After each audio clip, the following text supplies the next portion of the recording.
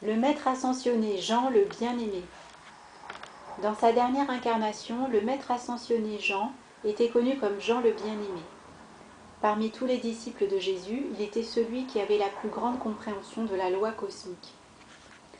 Tôt dans sa vie, lui et son frère Jacques furent placés sous la tutelle de Joseph. Jean fut admis dans la fraternité essénienne à l'âge de 15 ans. Cela le prépara à sa future mission. Jean était l'incarnation même de l'amour divin. Après avoir été témoin de la crucifixion de Jésus, il fut d'une grande aide pour Mère Marie dans la supervision de la communauté chrétienne à Béthanie. Pendant 40 ans après l'ascension de Jésus, Jean avait conscience de sa présence, il en recevait un enseignement. Jean ressemblait de plus en plus à Jésus. Jean s'engagea à écrire les enseignements connus comme les révélations. Ils étaient différents sous bien des aspects de ce que l'on peut lire aujourd'hui dans la Bible, et un jour dans le futur, l'humanité connaîtra ces révélations sur leur vraie forme. Jean le bien-aimé délivra un message le 21 décembre 1937 par l'intermédiaire de M. Ballard. Ce fut la première dictée de Jean depuis son ascension. La note dominante de Jean le bien-aimé est contenue dans la mélodie « Légende de la forêt viennoise » de Strauss.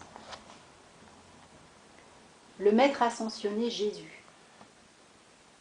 Note explicative, nous présentons ici quelques-uns des temps forts et de brèves descriptions des événements historiques qui advinrent lors de la dernière incarnation du bien-aimé maître ascensionné Jésus. Pour une description plus complète, merci de consulter Origine, Histoire et Destinée de l'homme. La préparation à sa mission. Jésus naquit à une époque où l'énergie collective qualifiée de manière constructive était à son plus bas niveau depuis les jours de l'Atlantide. Sa venue et le succès de sa mission en inversèrent le cours. Jésus était né sans karma. Selon un message dicté en 1953 par Jésus, il fut Apollonius de Tyane, Zoroastre en Perse et le Josué du récit biblique lors de précédentes incarnations. La mission de Jésus devant se conformer aux lois telles qu'elles s'appliquaient à la terre à cette époque, il n'eut pas de privilèges spéciaux tels que le don de la continuité de conscience. Comme tout courant de vie en quête d'évolution sur la planète Terre, il était soumis aux contraintes de l'oubli. Par conséquent, lorsqu'il s'éveilla dans les bras de Marie, en un magnifique bébé, ou plus tard lorsqu'il grandit, il ne se rappelait aucune incarnation antérieure. Il fut bon qu'un grand moment soit établi entre Mère Marie et le royaume angélique, car peu après la naissance de Jésus, un ange apporta la nouvelle d'un désastre imminent. Une nuit, Mère Marie vit Joseph qui se tenait dans l'embrasure de la porte. Il était profondément troublé. Joseph dit qu'il venait juste de recevoir un avertissement, mais il n'était pas sûr de la source. Était-ce un ange et venait-il de Dieu? L'impression dans sa conscience était de s'enfuir subitement et de se rendre en Égypte, mais il avait des doutes. Il sentait que c'était injuste pour un enfant nouveau-né, ayant une telle mission, d'être si tôt l'objet de la cruauté d'Hérode. Ils prièrent ensemble et Mère Marie reçut en son cœur la confirmation qu'il devait partir.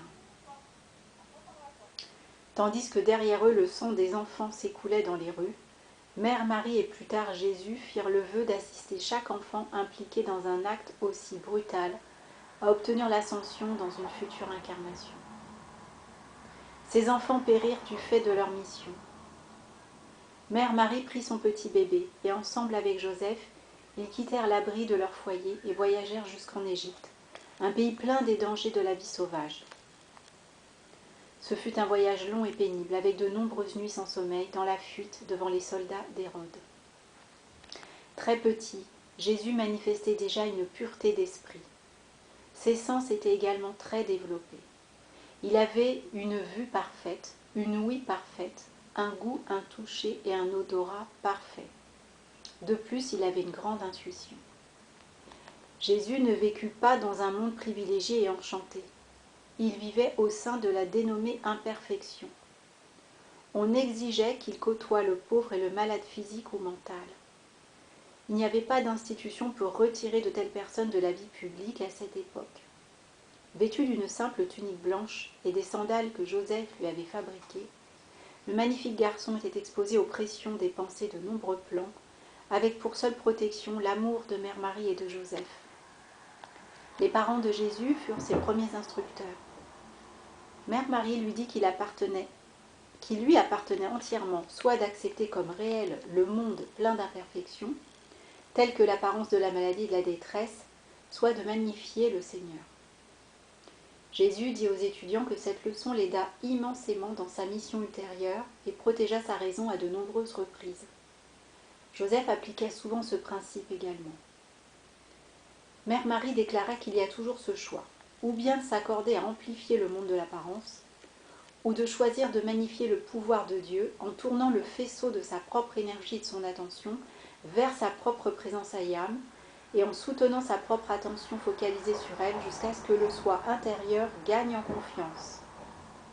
Lorsque le jeune Jésus venait vers Marie, les pieds et les genoux écorchés, elle disait « Nous n'allons pas amplifier la douleur de cette cicatrice, mais nous allons magnifier notre Seigneur. » Tournant alors leur attention vers le modèle parfait, l'homme créé à l'image et à la ressemblance de Dieu, Mère Marie, Joseph et Jésus dirigeaient les courants de guérison et de paix de leur présence divine sur les marques jusqu'à ce que l'apparence de l'imperfection disparaisse.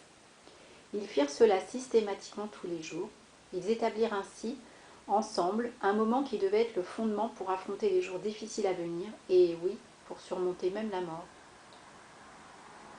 À l'âge tendre de 5 ans, Jésus entra au temple de Luxor, et tout comme ce fut le cas pour Mère Marie, la sévère discipline des prêtres du temple fut réexpérimentée. Il ne fut pas permis à Mère Marie d'assister à sa formation. Elle devait attendre du petit matin à la fin de l'après-midi à l'extérieur du temple sous le chaud soleil, à l'ombre d'un figuier pendant que Jésus recevait son instruction. Mère Marie constatait parfois des perles de sueur sur le front de Jésus et des cernes profonds sous ses yeux après avoir quitté le temple. Il devait subir des tests et apprendre des disciplines devant lesquelles des hommes et des femmes matures s'enfuyaient, mais Mère Marie ne pouvait pas interférer. C'était son devoir de lui laisser une pleine liberté, une liberté dans laquelle il n'y avait aucune peur. Lorsque Jésus atteint sa maturité, il devint un charpentier qualifié grâce à l'aide de Joseph. Joseph apporta plus tard maintes contributions à l'établissement de l'ère chrétienne. Ce fut lui qui le premier fit connaître Jésus à ses disciples. C'était le service de Joseph d'être son instructeur pendant les années de croissance de Jésus. Lorsque le contact de Jésus avec le maître ascensionné Maitreya fut suffisamment développé, le seigneur Maitreya devint son nouvel enseignant, au point où il n'y avait pratiquement plus aucun voile entre eux. Joseph dit un jour à Mère Marie que sa mission dans la vie était presque accomplie. Il lui demanda de rester à Béthanie après qu'il eut quitté ce plan. Elle y serait entre des mains amies. Jésus, dit-il, doit se rendre en Inde pour y recevoir quelques messages importants. Joseph quittait cette scène de la vie peu de temps après. Joseph n'était pas parti depuis bien longtemps lorsque Jésus se retrouva allant seul à pied en Inde dans un pèlerinage simple et solitaire. Suivant les vagues indications de Joseph, n'ayant pour seul recours que sa présence à Yam, il pénétra en Inde. Il parvint dans un groupe de gens assis autour d'un instructeur et s'assit en silence parmi eux. Le nom de cet enseignant était le grand divin directeur, un maître ascensionné. Le maître ne salua pas Jésus, mais projeta mentalement les paroles « Ayam, je suis la résurrection et la vie » et « Ayam, je suis l'ascension dans la lumière ». Ce fut l'intégralité du contact entre Jésus et l'enseignant. Jésus se leva et retourna chez lui, reconnaissant d'avoir reçu les phrases clés pour sa mission. Après son retour de l'Inde et avant son ministère public, Jésus et Mère Marie retournèrent une fois encore à Luxor en Égypte. Ils y restèrent 3 années. Tous deux maîtrisèrent l'initiation finale de la retraite de Luxor qui consiste à ôter consciemment les courants vitaux du corps et à les y ramener par la respiration contrôlée. Cela fut accompli de manière à les préparer à l'épreuve suprême de Jésus. 12 maîtres s'y tenaient et veillaient sur leur corps durant cette période. Et à la fois Jésus et Mère Marie passèrent l'épreuve avec succès. L'accomplissement de sa mission. La mission de Jésus commença à l'âge de 30 ans et son ministère dura 3 ans. Cette limite de 3 années était prédéterminée par la loi cosmique. Il s'exprimait en des termes simples et en des paraboles faciles à interpréter, de manière que l'homme de la rue puisse comprendre. Sur un plan spirituel, Jésus toucha moins de 500 courants de vie. Cela était dû en partie aux difficiles conditions de déplacement qui prévalaient à cette époque. Pendant la période où Jésus était engagé dans sa mission, Mère Marie resta avec Marthe et l'autre Marie, probablement Marie de Béthanie, à la périphérie de Béthanie. Il y avait là un ancien moulin qui avait servi à moudre le blé. Il y avait une certaine quiétude dans la simplicité de la vie à la campagne.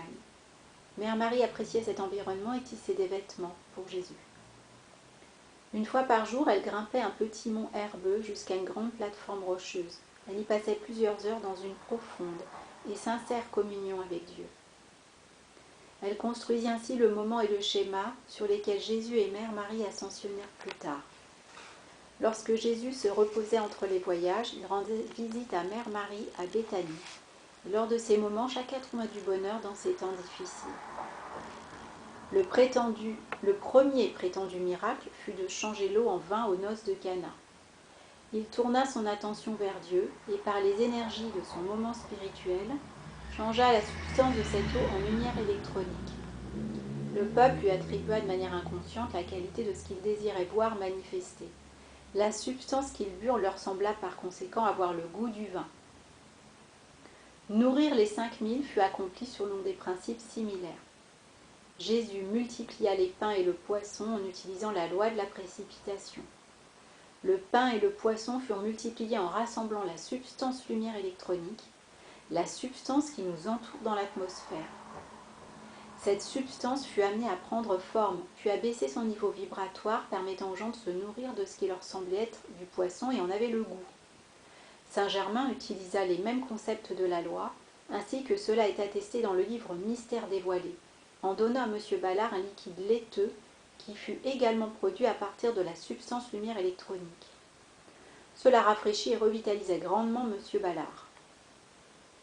Depuis sa petite enfance, on enseignait à Jésus de magnétiser la paix. Cette paix devint une grande réserve.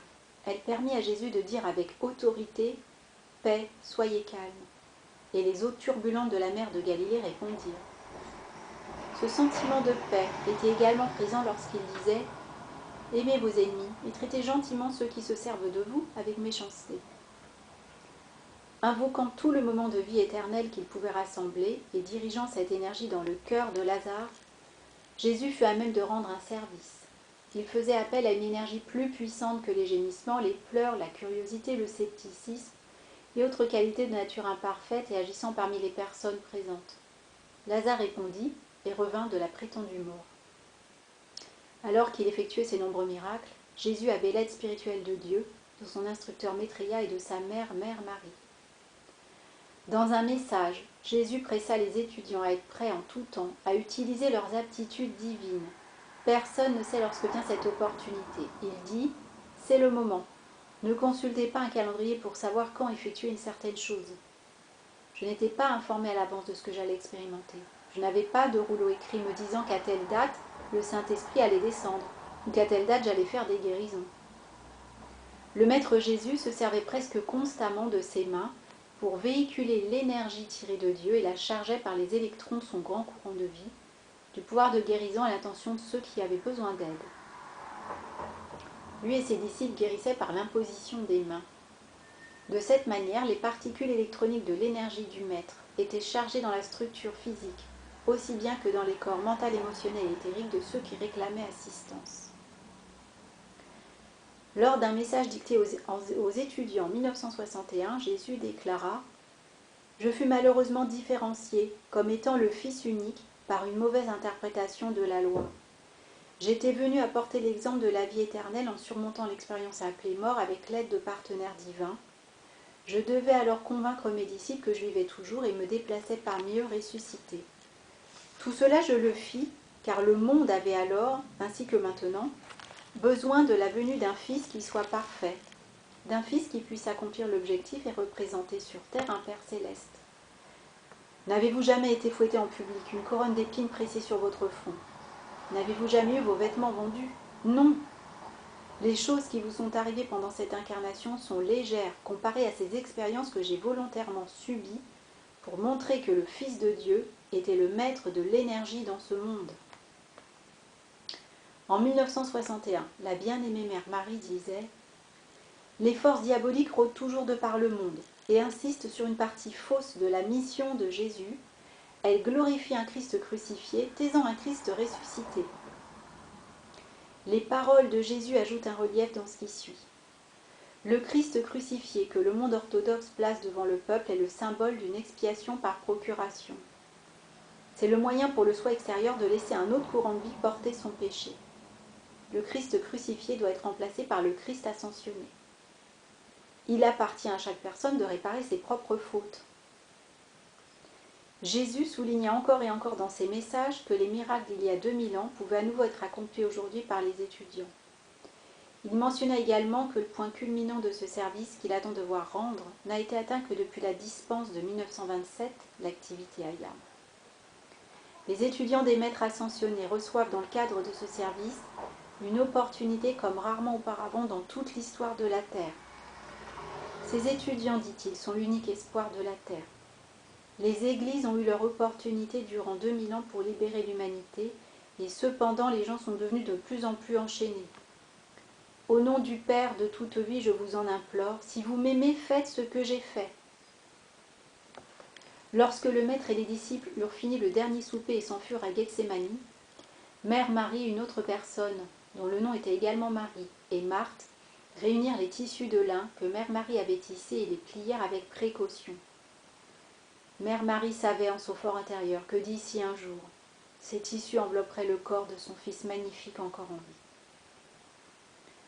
La coupe du dernier souper fut enveloppée dans un morceau de tissu et remise à Joseph d'Arimathie pour qu'il la mette en sécurité. Alors Mère Marie commença une prière sincère, car le jour suivant devait amener l'épreuve la plus grande de sa vie. Auparavant, Jésus et Marie avaient discuté à plusieurs reprises des divers points sur lesquels il fallait insister durant son ministère. Souvent, il parlait de la nécessité de passer par l'apparence de la mort, de manière à prouver l'immortalité de la vie. La crucifixion et la résurrection. À Luxor, il était relativement simple pour l'initié hautement entraîné de retirer les sens du contact avec le monde environnant et de suspendre si bien la respiration que pour les sens extérieurs, le corps était mort. Cependant, il est bien plus difficile d'effectuer cet acte consciemment au milieu de centaines de consciences malveillantes. Afin de satisfaire la conscience externe et pour l'humanité même, il était pourtant nécessaire que la crucifixion soit effectivement réalisée. L'humanité n'aurait autrement jamais tenu la résurrection pour authentique et aurait cru que c'était là quelques tours de fakir ou une manifestation de l'hypnose. Mère Marie dit que ni elle ni Jésus n'appréciaient la nécessité d'avoir à passer par cette expérience. Lorsque Jésus demanda à ce que la coupe soit éloignée de ses lèvres, c'est parce que nul ne tenait pour certain que la démonstration publique réussirait. Par une telle expérience publique, toute la méchanceté astrale et psychique accumulée depuis la chute de l'homme était dirigée par les personnes incarnées qui se laissaient utiliser comme des pions ou des coques de cette force. Jean aida Mère Marie à maintenir ce concept parfait de l'homme co-créateur avec Dieu, afin que Jésus puisse passer cette initiation en réanimant sa forme physique et en la ressuscitant le matin de Pâques pour le bien de ses disciples en proie au doute. Mère Marie et Jean savaient comment déconnecter l'attraction de la gravité du corps physique par la lumière et l'amour. Ils l'appliquèrent alors qu'on érigeait la croix, évitant ainsi au tissu du corps de Jésus de se déchirer. Pour continuer avec ce récit, les dernières paroles de Jésus ne furent pas « Mon Dieu, pourquoi m'as-tu abandonné ?» mais plutôt « Mon Père, comme tu m'as glorifié, entre tes mains je maîtrise mon esprit. » Ensuite, provenant de la croix, on entendit les paroles « C'est accompli ». Jésus expérimenta la douleur physique qu'on lui infligeait avant la crucifixion, mais il ne souffrit pas tandis qu'il était sur la croix. Car il était alors le maître de la situation et s'était suffisamment retiré du corps pour ne pas ressentir de souffrance. Malheureusement, certaines églises focalisent sur l'agonie et la détresse de Jésus alors qu'il était sur la croix. Jésus dit à Mère Marie qu'il avait reçu une nouvelle dispense du conseil karmique, sous laquelle il lui était possible de lui rendre visite ainsi qu'à Jean pendant 30 jours, afin de leur donner certains points de la loi qui jusque-là n'avaient pas été autorisés. il fut demandé qu'à tout moment, soit Mère Marie, soit Jean restent à Béthanie afin de pouvoir ancrer les courants spirituels et la propagation des enseignements. Jésus ajouta qu'il lui était également permis de rendre visite à Mère Marie et à d'autres pendant les 40 jours précédant son ascension afin de leur expliquer la loi. Quand Jésus contacta ses disciples après la résurrection, il ne servait plus depuis son corps physique mais depuis son soi christique. En collaboration avec le Mahachohan et l'archange Gabriel, Jésus avait transmuté son corps physique dans la tombe en attirant dans le soi christique l'essence purifiée de son corps physique par les rayons lumineux émis depuis sa présence à Yam. Jésus œuvrait donc dans son pur corps de lumière dans lequel chaque atome et électron était sous son contrôle conscient. Il pouvait par conséquent faire varier à volonté l'action vibratoire du soi christique, jusqu'à le rendre physique et tangible au degré désiré. Ce corps de lumière n'avait ni chair ni os, mais Jésus pouvait le faire apparaître à la ressemblance d'un corps de chair aux disciples, de manière à les convaincre de sa présence tangible. Il pouvait traverser les murs des édifices sans difficulté en élevant l'action vibratoire de son soi christique. Ayant atteint la maîtrise sur la matière, énergie, substance et vibration, il pouvait même aider les disciples dans un travail physique. Pourquoi Jésus n'a-t-il pas tout simplement ascensionné depuis la croix? Mère Marie expliqua que Jésus aurait effectivement pu le faire, mais dans le but de renforcer la foi des disciples et d'établir un foyer pour l'ère chrétienne, le choix se porta sur l'action de la flamme de résurrection. L'ascension. Alors que Mère Marie restait à Béthanie, elle grimpait seule la colline chaque jour, traçant un chemin de lumière. En chemin, elle priait et envoyait son amour et sa gratitude à Dieu et ses invocations pour la victoire de Jésus. Ce sentier de lumière transperçait le plan psychique pour se connecter à la conscience de Vesta. Jésus marchera en triomphe sur ce sentier. L'élévation d'énergie depuis le cœur de Marie établit le schéma de la flamme d'ascension utilisée par Jésus pour atteindre la victoire. 500 personnes furent témoins de son ascension. Durant 40 jours, Jésus apparaissait à Mère Marie et aux disciples parfois quelques minutes, parfois des heures. Leurs sentiments furent ancrés de cette manière dans la suprématie des lois de Dieu Tout-Puissant. Les disciples devaient apprendre qu'il est possible à chaque étudiant de la vérité d'appliquer la loi et d'obtenir la victoire de sa manifestation. La bien-aimée Maître Ascensionnée Mère Marie dit lors d'un message dicté « Ce qui a été accompli par un, tous doivent un jour le faire ». Réflexion de Jésus. Se référant à sa dernière incarnation, Jésus expliquait « Mon ministère fut un ministère d'action. Tous les jours, avant même que je n'eusse quitté la maison, un grand nombre de personnes s'étaient rassemblées principalement pour recevoir un soulagement dans toutes sortes de malaises et de maladies mentales et physiques. Vraiment peu vinrent pour apprendre la pratique par laquelle j'avais répondu à de telles demandes en allégeant les souffrances. Quelles que fussent les circonstances, j'avais appris à ne jamais aller servir avant d'avoir ancré ma conscience, mes émotions et le soi dans la présence de Dieu. Ce n'est que lorsque j'étais fermement établie dans cette foi inébranlable, cette forteresse indestructible de son pouvoir et de sa présence, que je m'efforçais de transmettre en parole et en acte cette conscience de sa bonté à mon prochain. Des hommes et des femmes sincères, pleins de zèle et d'enthousiasme, se précipitent souvent sans même effectuer une semblable contemplation personnelle, ni communier avec le soi divin. Alors que les pêcheurs dans la barque étaient en proie à l'angoisse à cause de la mer déchaînée, d'où reçus-je donc le pouvoir de calmer les eaux? Grâce à l'aide à la fois de ma mère et de mon père, et du Seigneur Maitreya. Il m'avait été enseigné dès mon enfance à magnétiser la paix. Cette paix devint une grande réserve, et c'est ainsi que je dis aux eaux, « Paix, soyez tranquilles ».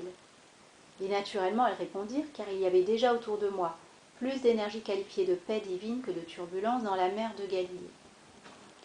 Avant que je vienne dans le monde de la forme, je fus chargée d'une mission, celle de manifester devant toute l'humanité la pleine perfection de notre Père qui est dans les cieux.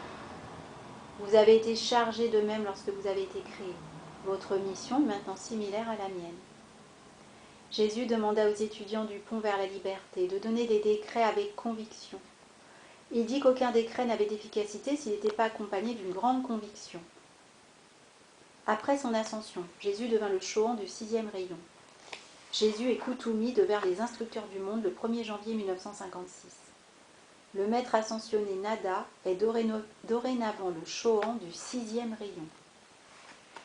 Jésus et Mère Marie servent aujourd'hui comme hiérarques du temple de la résurrection. Nous pouvons faire appel à eux pour faire flamboyer la flamme de résurrection au travers de nos corps, pour les ramener à leur condition originelle de jeunesse et de santé.